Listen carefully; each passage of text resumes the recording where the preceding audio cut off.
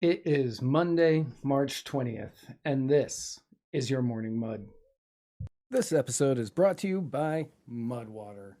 Mudwater is a coffee alternative as well as the most aptly named sponsor for this show ever, with 1/7 of the caffeine as a regular cup of coffee. It's made with masala chai, cacao, mushrooms, turmeric, sea salt, cinnamon, and that is it. And I know what you're thinking, Matt. You are somebody who loves caffeine. Why would you be hawking for a company that is advertising less caffeine? And that's because it worked. It's true. I love caffeine. I used to drink 2 energy drinks a day, and now I might have one a week. All thanks to Mudwater. If you or someone you love might want to make the switch to Mudwater, all you have to do is head on over to muddiedwatersoffreedom.com/mud to make the switch today.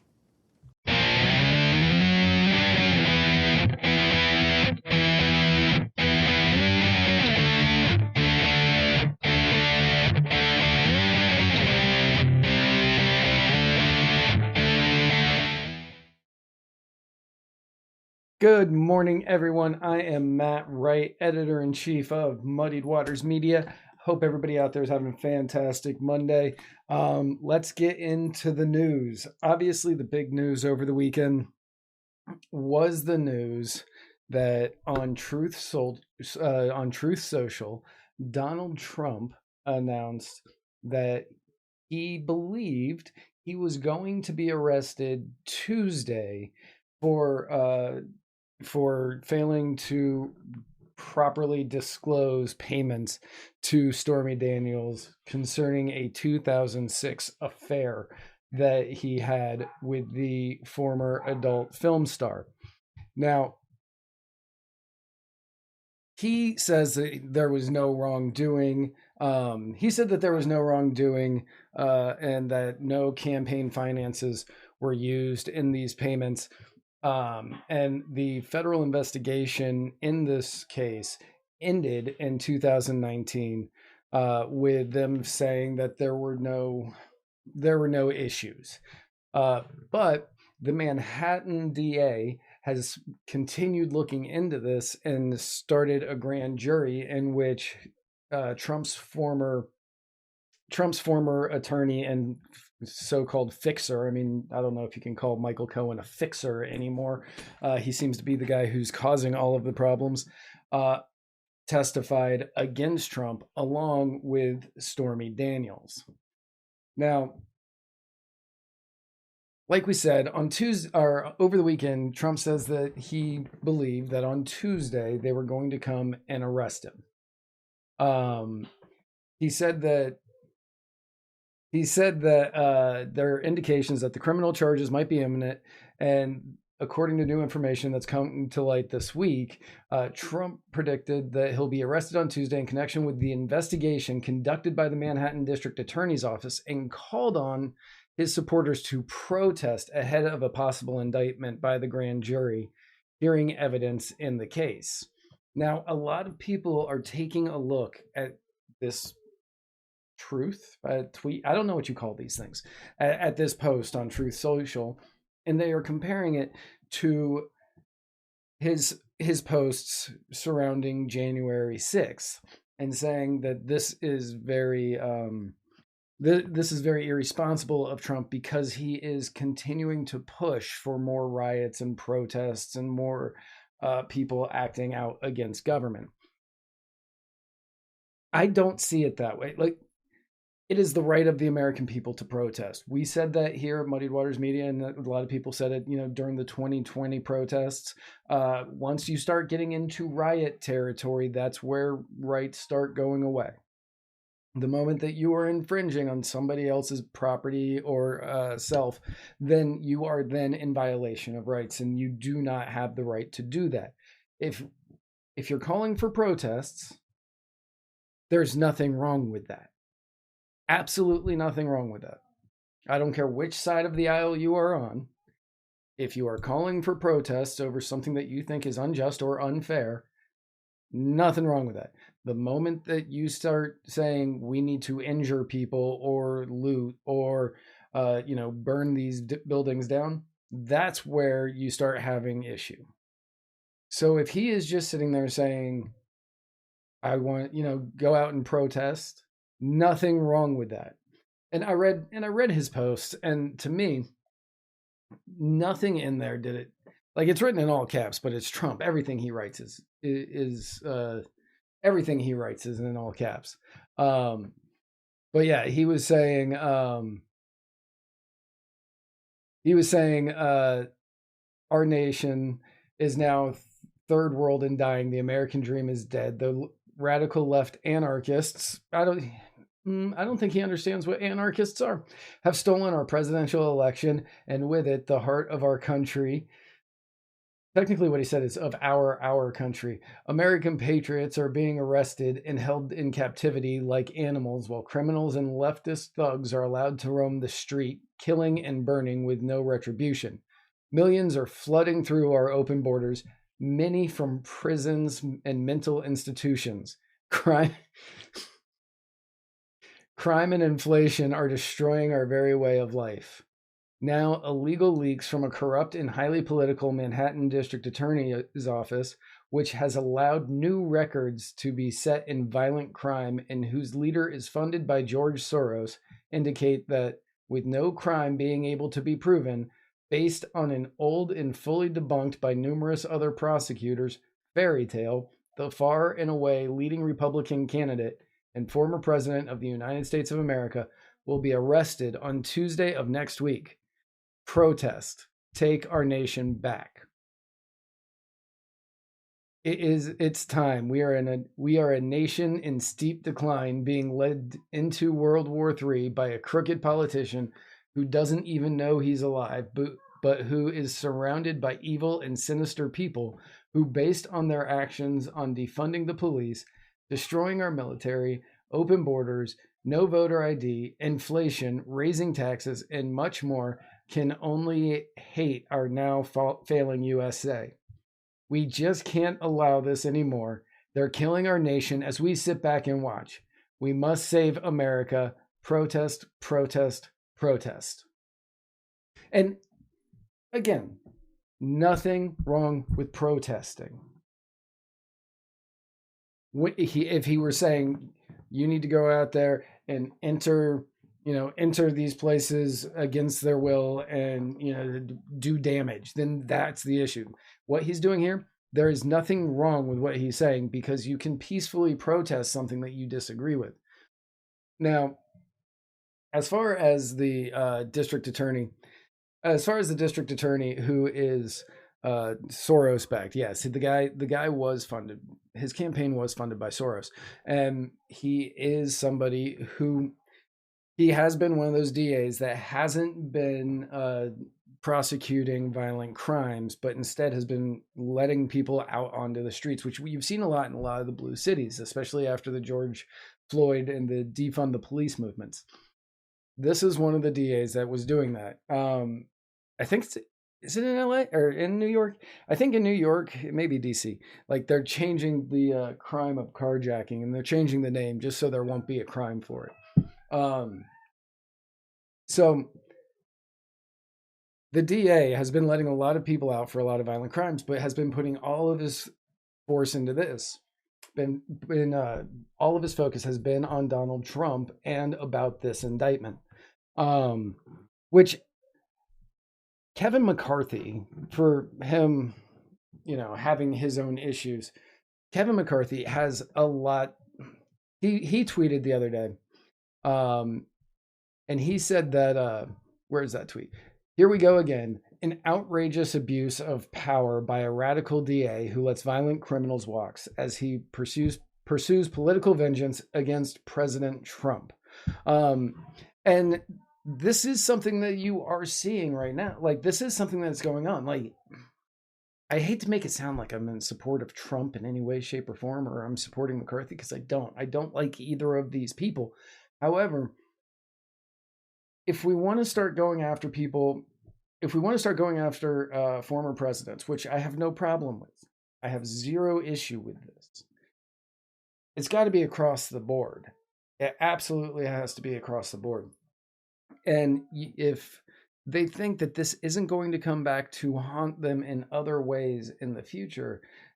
They aren't really thinking in the most political way that you possibly can, because you know that the moment that one party starts going after former presidents, the other party will start. It always has been that once you become president, anything you've kind of done is off the table because nobody wants the other party to do that to their guys.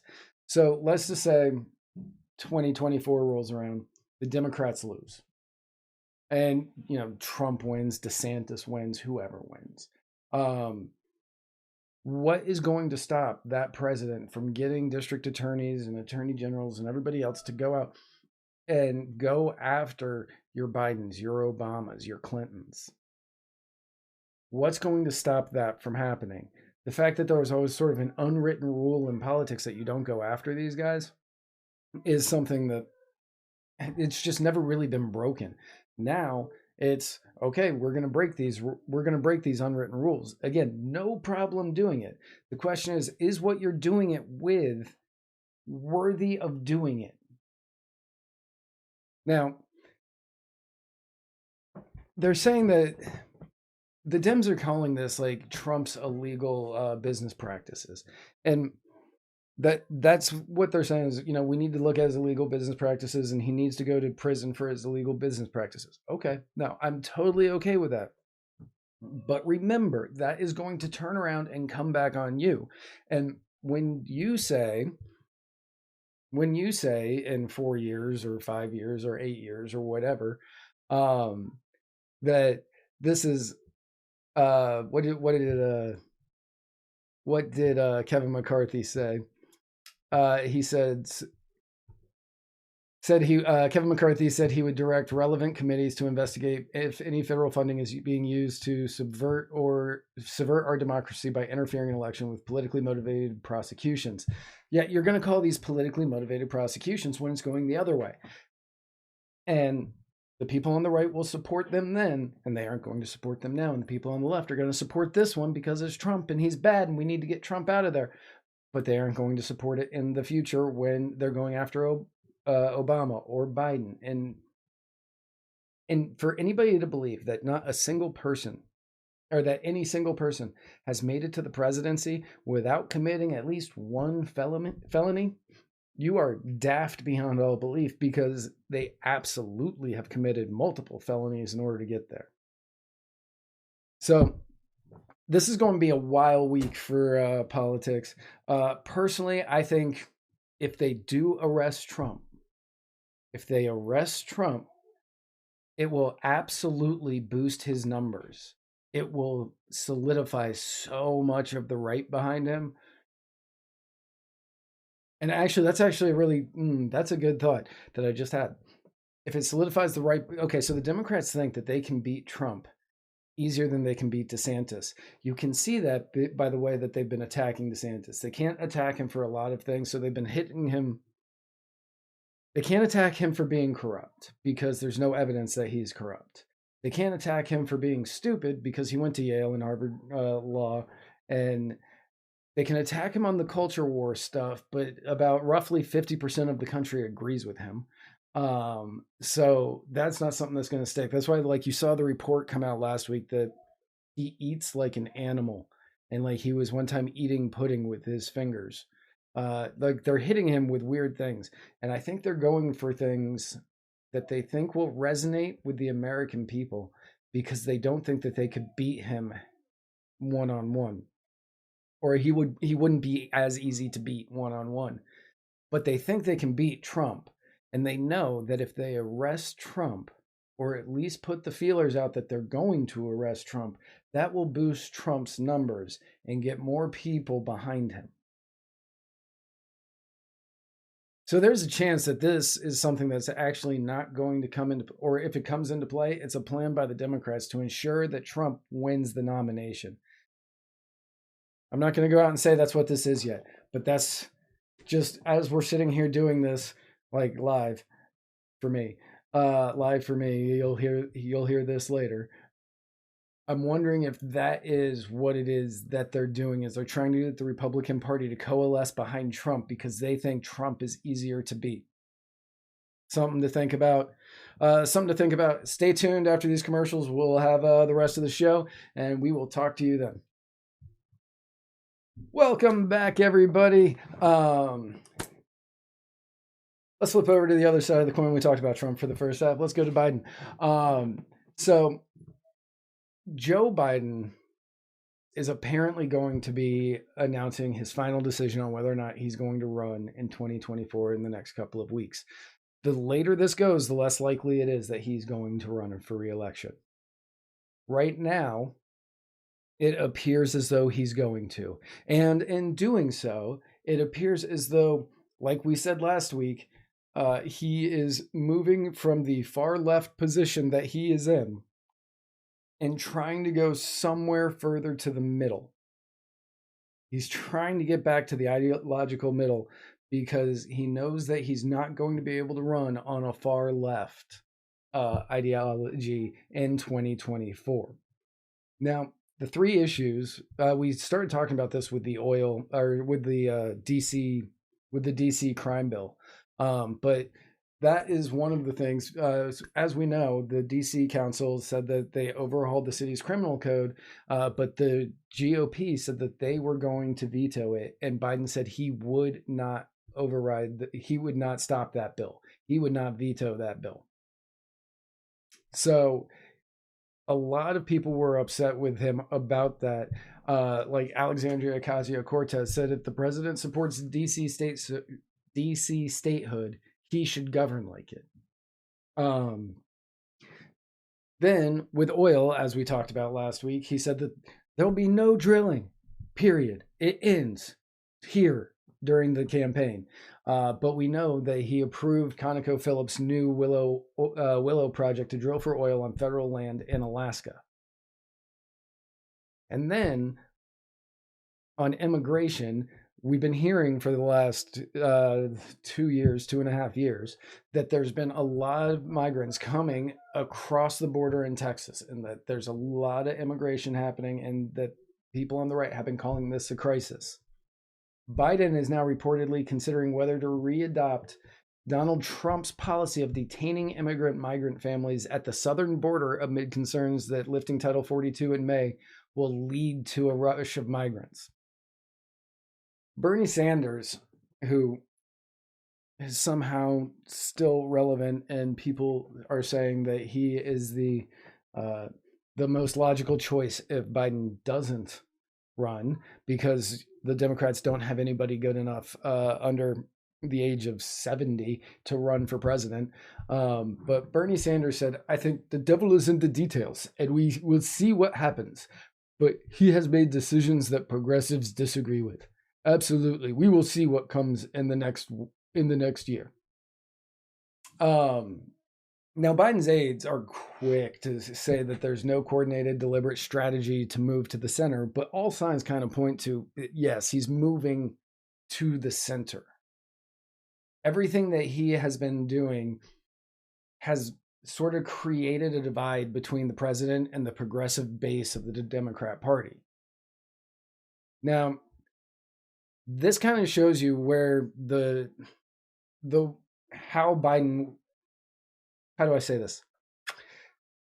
It provides a look into how Biden views his presidential campaign in 2024.